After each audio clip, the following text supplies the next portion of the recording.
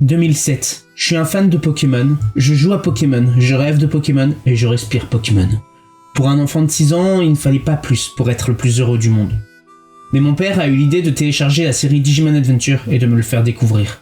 Depuis ce jour, beaucoup de choses ont changé de manière drastique dans ma vie. Bonjour à tous et bienvenue dans mon antre. Aujourd'hui, je vais vous parler de ce que j'appelle le syndrome Digimon. J'ai 22 ans et j'ai grandi avec beaucoup d'œuvres, mais parmi toutes celles qui m'ont marqué, il nous revient tout le temps. Digimon. Mais pourquoi cette œuvre presque obscure dans notre pays m'a-t-elle tant marqué et continue encore aujourd'hui de me marquer ? Car Digimon Adventure a fait quelque chose qui a fait que j'ai littéralement grandi avec les personnages. Mais avant de parler de moi, et surtout de mon ressenti de l'œuvre, c'est quoi Digimon, et plus particulièrement, c'est quoi Digimon Adventure ? Digimon Adventure est une série sortie en 99 et qui aura une saison 2 un an plus tard, en 2000. On suit un groupe d'enfants entre 8 ans et 11 ans devant affronter des monstres et sauver leur monde en interagissant avec le Digimonde, un monde parallèle au nôtre où vivent les Digimon. La saison 2 se déroule 3 ans plus tard et comporte une des meilleures fins fermées que j'ai vues. Cependant, s'arrêter qu'aux 2 saisons est une erreur car plusieurs films sont canons et sont même la suite de Digimon Adventure. Le premier film comporte 3 parties, une se passant avant Digimon saison 1, où ils ne sont que des enfants, une se passant entre la saison 1 et 2, expliquant pourquoi ce sont eux les nouveaux Digisauveurs, et un des meilleurs films d'animation de l'histoire, je ne veux rien savoir, et la dernière partie se passant dans la saison 2.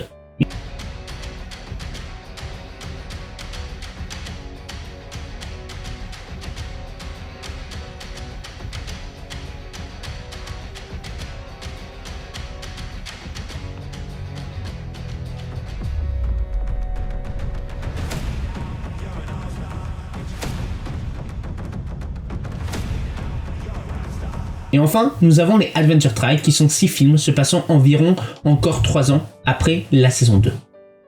Et puis vient Last Evolution Kizuna, qui se passe encore 4 ans après les Adventure Tribe. Donc dans ce film, les héros viennent d'avoir 21 ans. Je ne rentre pas dans les détails car l'histoire de l'œuvre ne nous intéresse pas. Ce qui nous intéresse, c'est savoir pourquoi je parle d'un syndrome Digimon et quel est le rapport avec moi. Comme je l'ai dit dans l'introduction, j'avais 6 ans en découvrant l'univers de Digimon. Ses personnages, leurs disputes, leurs moments de joie. Et la série aurait pu n'être qu'un Benten ou un Bakugan à mes yeux. Mais à la place, elle m'a marqué au fer rouge, tel un cœur de dragon. Mon cœur bat quand j'entends To the Stars, tout comme il bat en entendant Sonosakie. Mais pourquoi ? Et surtout, qu'est-ce qui la différencie de son rival de toujours, Pokémon ? Pokémon, le héros a toujours le même âge. Personne ne grandit et Digimon, tout le monde grandit. Et surtout, Pokémon est une parodie et ne se veut pas sérieuse. Mais Digimon Adventure se voulait plus sérieux. Dans Digimon, on ne suit pas que des enfants dans ce monde. On ne suit pas une énième histoire d'aventure dans un monde différent comme les isekai de nos jours. Non, on suit des enfants avec lesquels on découvre ce monde inconnu et ses dangers, mais surtout on grandit avec eux. Nous ne sommes pas que les spectateurs, mais la réalisation et l'ambiance de la série arrivent à faire croire à l'enfant qui la visionne que lui aussi est un Digisauveur, que lui aussi a un rôle à jouer dans cet univers nouveau et hostile. Et puis tout ne devient que banalité dans ce monde, car on commence à connaître chacune des rivières, chacune des montagnes, chacun des arbres, comme Robinson. Et ce n'est pas si étonnant quand on voit que l'une des inspirations de Digimon n'est autre que le roman 2 ans de vacances de Jules Verne. Et oui, l'anecdote est vraie. Mais Digimon a une force supérieure encore à cette identification et à cette intégration. L'un des épisodes pouvant mettre le doigt dessus est l'épisode 21, Passage à la maison, où Tai rentre chez lui et on en apprend un peu plus sur lui.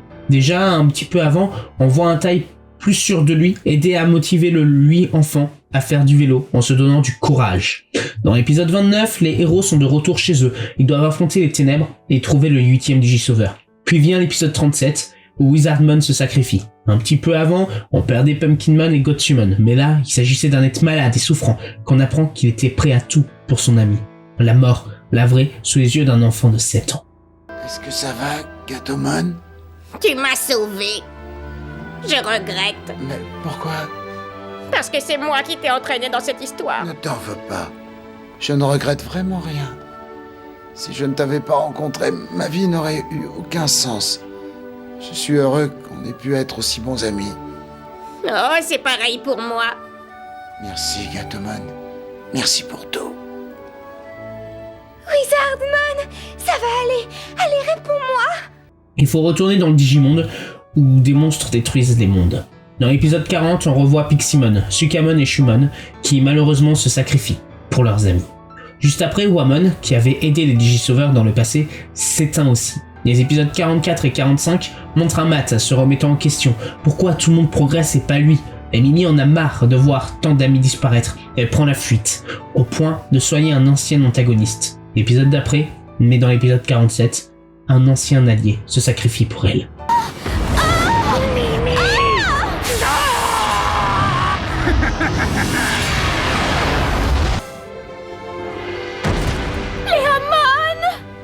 Léomon, non, ne pars pas, on a besoin de toi.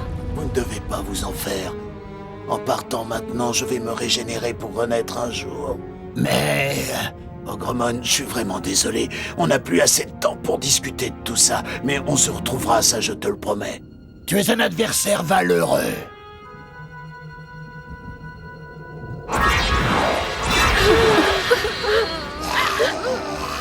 L'épisode 48, lui aussi, est lourd de sens pour tous les grands frères, car nous voyons Tai expliquer à nous, ses amis, pourquoi il a des doutes. C'est Carrie. Elle a déjà failli mourir une fois à cause de moi. Hein ? Ça s'est passé quand elle avait 4 ou 5 ans, il y a pas si longtemps. Elle n'était pas partie à l'école ce jour-là parce qu'elle était malade. Je le savais très bien, mais je ne pensais qu'à aller jouer au foot. Ça y est, me voilà! Je voulais ressortir pour jouer, mais je ne voulais pas la laisser. Alors, je l'ai emmenée avec moi. Elle avait l'air bien, je vous le jure. Allez, fais comme moi! Ah. Allez, à toi! Non, pas comme ça! Oh! Carrie! Carrie! Mais qu'est-ce qui t'a pris? Tu la savais malade. Je crois qu'elle a eu une pneumonie. C'était vraiment grave. Mais ce qui m'a fait le plus mal, c'est ce qu'elle m'a dit en rentrant à l'hôpital. Les premiers et seuls mots qu'elle a prononcés. Je suis pas arrivée à shooter dans le ballon comme tu voulais. Alors maintenant, tu voudras plus jouer avec moi. C'est tout elle. C'est Carrie.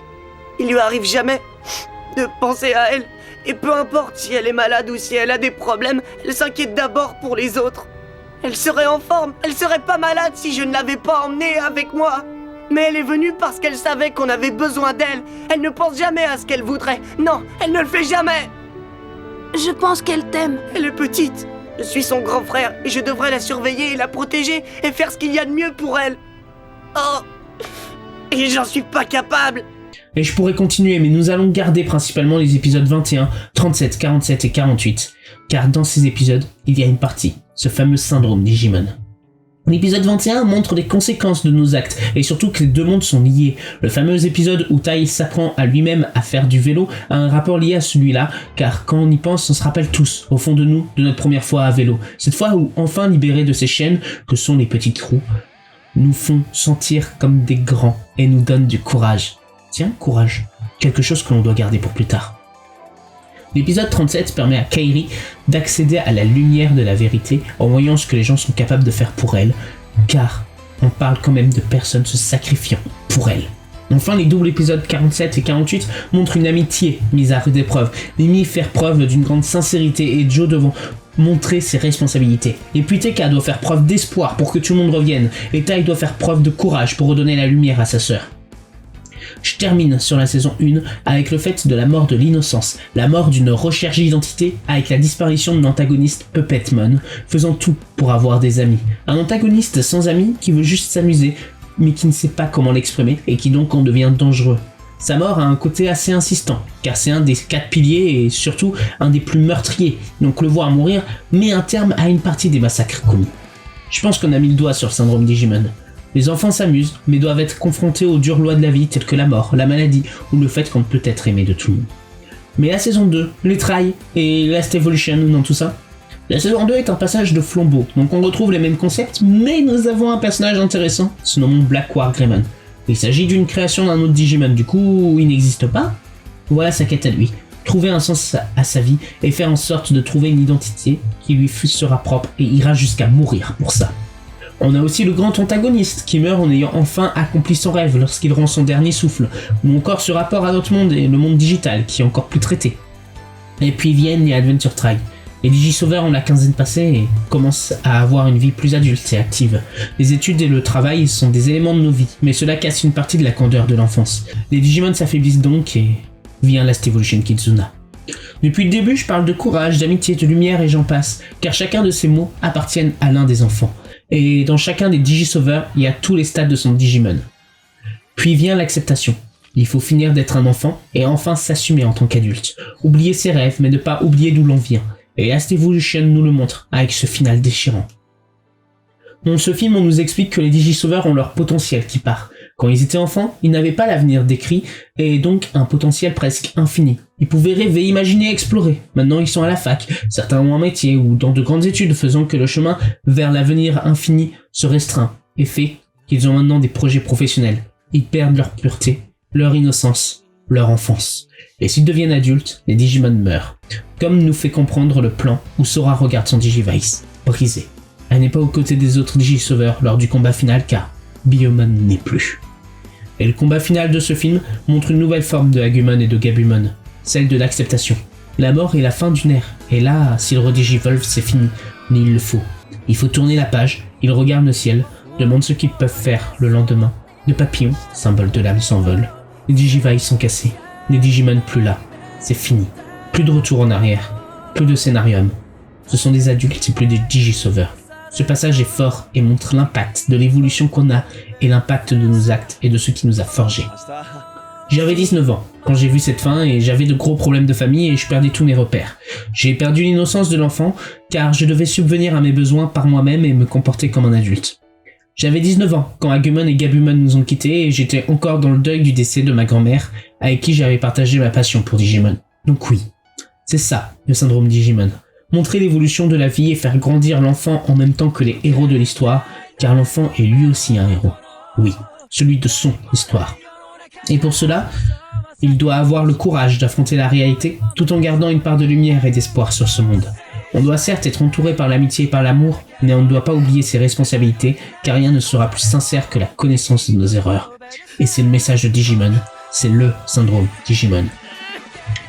Et avec un effet Anémonia, en 2020, nous avons eu la série Digimon Adventure, un reboot de 64 épisodes de la saison 1 et cela permet à une nouvelle génération de découvrir cette œuvre et de grandir aussi avec. L'ayant vu, j'ai beaucoup aimé cette série et j'ai eu l'impression de redevenir un enfant. Et puis en 2023, à l'heure où j'écris ces lignes, le film Digimon Adventure 02 The Beginning est sorti. Malheureusement, je n'ai pas eu la chance d'encore le voir, mais un jour, je le verrai. Être un enfant et grandir avec ses héros en même temps, que en apprenant ce qu'est le deuil, le travail, l'amour, l'amitié et toutes ces choses qui font de notre monde triste et morose une raison de se lever tous les jours est la plus belle des choses. Je suis un fan de Digimon et j'ai été un Digisauveur au même titre que les héros de mon enfance qui ont été des amis pour moi et m'ont aidé à surmonter des moments difficiles de ma vie. Et je n'ai pas honte de le dire. C'est la beauté de cette œuvre qui la rend plus forte que son rival de toujours. On a tous une œuvre comme ça. Certains l'appelleront le syndrome Dragon Ball, d'autres Harry Potter ou encore Naruto, mais à mes yeux cela reste et restera pour toujours le syndrome Digimon. Au nom de l'œuvre qui m'a bercé et m'a vu grandir en faisant de moi un homme et en m'apportant des bases fondamentales ainsi qu'une philosophie de vie que je n'avais pas et que je n'aurais peut-être jamais eu sans avoir visionné cette œuvre. Merci Digimon, merci Tai Yamato, merci Agumon, merci Gabumon, reposez en paix, vous m'avez tant apporté.